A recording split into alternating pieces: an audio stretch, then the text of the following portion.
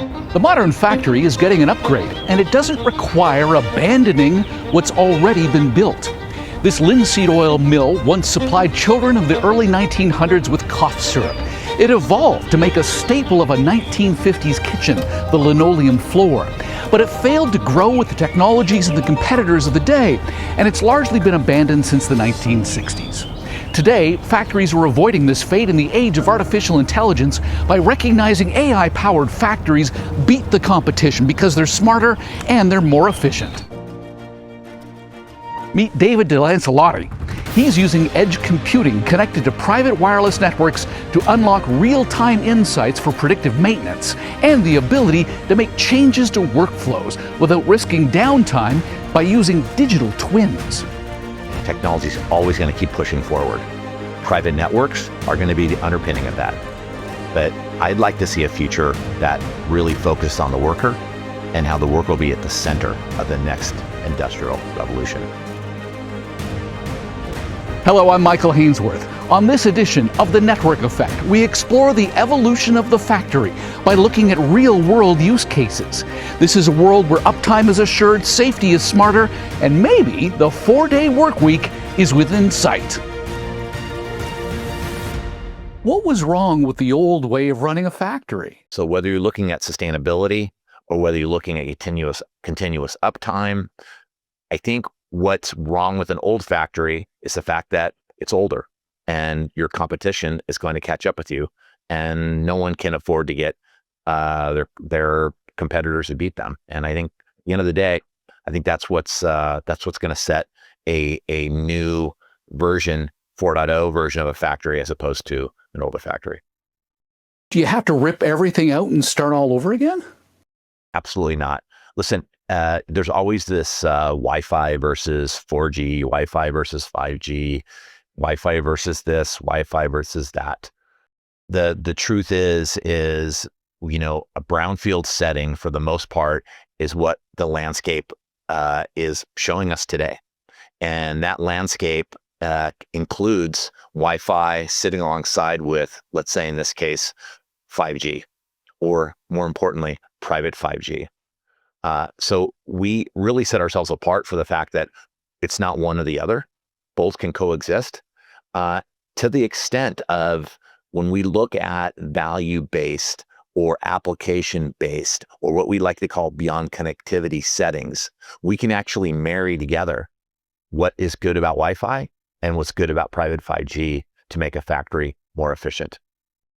I'm fascinated by this holistic digital transformation that takes place. You've got this operational data that you never had before that gives you the analytics because of the connectivity. And this expands all across the value chain. It's not just an isolated automation improvement, but what are some of the biggest hurdles that an enterprise would need to clear to be able to be part of this next generation?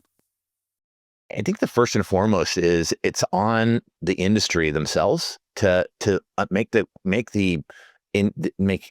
manufacturing industry understand why they need to make this move. What are the use cases? What's the business case behind making a move from the way factories are running today, which I'm sure has a lot of efficiencies to it, to what can happen when you utilize AI, when you utilize robotics, when you bring in worker safety, when you can actually run a factory maybe 24/7 or something close to it and make it more efficient. So the only thing that's stopping a factory or from doing that, or stopping the industry from moving forward, really is an education and people seeing, the great use cases, taking advantage of all this technology. So old factories aren't broken, they're just falling behind. The real problem isn't the machinery, it's the margin.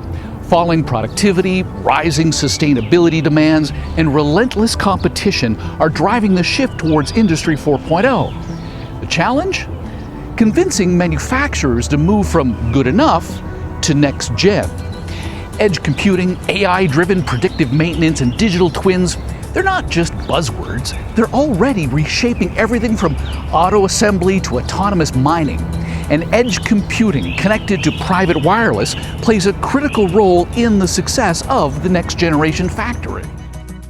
I think it comes down to high leverage features that are really set us apart. Let's say AI driven insights for quality control. Let's say preventive maintenance that already is fixing problems that haven't yet occurred, or something maybe from an inventory standpoint where you're already seeing the analytics that you need to make sure you're recurring and having the factory stay as up to date with all the current needs that it has at one time. So it's the predictability functionality that's really going to set it apart as you move forward. Yeah, I'm really fascinated by the idea that once you've got a private wireless network in any given campus environment, whether it be a office environment or a factory environment, you're collecting so much data that you can build digital twins of the operation to tweak how it works. Yeah, digital twins. By the way, this isn't a separate set of children that you have to worry about made digitally. Digital twins are really just kind of a bit what it sounds like, which is a duplicate version, a virtual duplicate version of what you're needing to do or provide for. So you can do a lot of testing, looking at things that aren't going to break things down.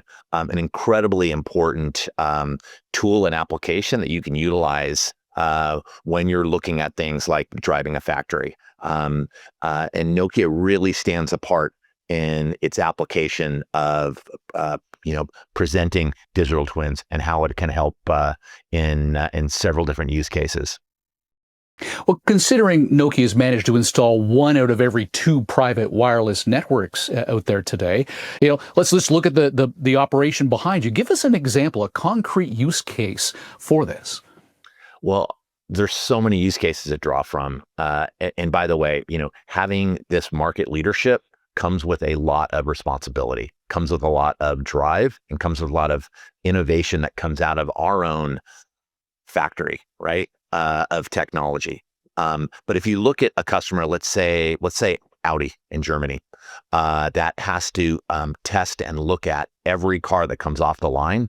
That doesn't happen without the applications behind what we're providing in both with digital twins and with all different other technologies.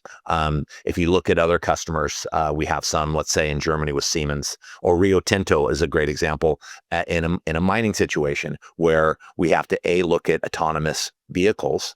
Why autonomous vehicles? Well, it's certainly more efficient. B, you can work longer and more continuously. But I think at the end of the day, it's driving that safety component, that worker safety component that is so critical to keeping a business up and running, but also keeping the people that you work for and work with safe. And what's more important than keeping the people around you that have to go home every night and put them in the right place and know that they're going to get home safe every night, and not especially in things that are as complicated as mines. So I love the mining example and how private networks, private 5G networks really help provide so many applications against that. And I can imagine part of what makes that safety possible is the need to master 5.9's reliability. Mm-hmm. Absolutely. That's really where Nokia comes in and really separates ourselves. You talk a bit about the 50% percentage that we have in the marketplace. That really comes from our service provider heritage, right? First and foremost, Nokia provides systems for all the largest carriers worldwide. Every carrier on the planet utilizes some aspect of a Nokia network. And when you can take that and privatize it and put it in an environment that an enterprise can now run, you're getting the highest quality service provider level style of equipment to drive whatever application you need, but more importantly, to drive that application that you need reliably. 5.9's means a few minutes a year your system is down. We take that very seriously. So as important as the applications are, let's say worker safety, for instance, driving something, or AI, which is a sexier thing, the most important thing is how reliable is that system that I purchased? How reliable is that system that I'm counting on my business to run, counting on my business to keep my employees safe? I think those are the reasons behind the 5.9's. That 5.9's reliability is about more than just safety. It's also about productivity. David predicts that by 2030, there won't be a single new factory that isn't leveraging the power of IoT connected to private wireless networks to feed edge computing-based artificial intelligence. But while the smart factory of tomorrow feels like what's next, it's already here. What's next is kind of what we're already doing, right? So we have a great application at Lufthansa Tech in Germany, where with AI automation, the customer is going in and actually looking at and examining plane engines and utilizing engineering staffs worldwide to both inspect, fix, and maintain these amazing engines that keep us in the air and keep us all safe. That to me, when I saw that application in their factory, and I was just absolutely shocked, to be quite honest, to see really the benefits of how private 5G can make a difference in a customer's life. So we're talking about not just deploying AI, but using edge and cloud compute tied in with that mission critical connectivity of 5G private wireless networks. It sort of gives us that perfect storm to aggregate all of that data as well. How long before most factories are smart factories? I think that's really dependent on the industry. And I think many factories are kind of inching their way towards that every day. But it's funny, I get the question from really even from our folks on the Nokia side of how quickly is and exactly when will private 5G be autonomous with everybody, synonymous with everybody. Really, that when will this just be a very mainstream type of a technology? And I can assure you that we are inching towards it every day. I wish we were leaping towards it, but we are definitely moving in that direction. Every week, every month that goes by, the adoption to private 5G increases. And Nokia is in a unique position as the market leader to take advantage of that as the market continues to really take off. But I would say in general, in the next 5 years, a factory won't be built without a 5G system connected to it. A logistics hub won't be put together and built without a 5G network associated with it. There won't be a mine or a port that won't want to automate on some level and won't come with that. So in general, we are moving forward rapidly. We're pushing towards this technology every day a little bit more, and every day it becomes more and more mainstream. And I expect it to continue to drive in that momentum. So then how do you see the industry evolving to get to that point out 5 years from now where you wouldn't even consider building an operation without AI, the big data, and the connectivity necessary to bring it all together? I think you answered the question in the question itself. And that is these amazing technologies that are coming up behind private 5G, right? So private 5G provides a connectivity layer, Mike, that helps you drive to what you need to get going. Nokia, the ECE team at Nokia especially looks at the use case, looks at the effects of the use cases and solves for those problems. And so what are some of those technologies that are helping solve those problems? We've talked about already. AI, for instance, is going to drive enablement of this technology. Edge compute. And for those that don't know what edge compute is, it's pushing the technology and the smarts farther and farther away from typical data centers that are where everything really kind of happened from the center, right? And the more we push those out, the more latency requirements shrink, the more technology pushes out to the edge, and enterprises want to own that edge technology on their own. And the fact that we can provide edge, or what we even like to call the far edge technology out in customer sites, are going to continue to kind of to really be important for these customers. So I think what you're going to see are the triggers are going to be the applications, digital twinning, AIs, worker safety, and as those continue to snowball, we'll see this much closer. But I think those are the bigger triggers for driving technology.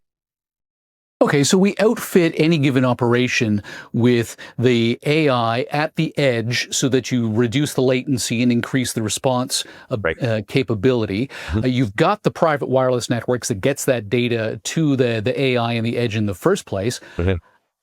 So when you think about the future, what does it look like to you? The future of private 5G networks, I think, is the real combination of bringing AI, IoT, and edge technology all together. I think that in combination with a private network is going to start to really drive and innovate the next generation of applications that are going to take us to the next level. Awesome, but how long until we actually get our goal of a 4-day work week? Oh, Mike, 4-day work weeks are a great concept and a great thought. And I think we'll get the efficiency to drive 4-day work weeks. Now, will the worker base and the manufacturing bases let us actually do those 4-day work weeks? We'll have to wait and see. The smart factory isn't a fantasy, it's already under construction. Legacy operations aren't broken, they're just behind the times. The competitive edge now comes from upgrading with AI for predictive maintenance, for digital twins, all connected by private wireless. While we're entering a future where technology evolves, we're not abandoning the idea of a factory where the worker is at the center of the Industrial Revolution. I'm Michael Hainsworth. This has been The Network Effect.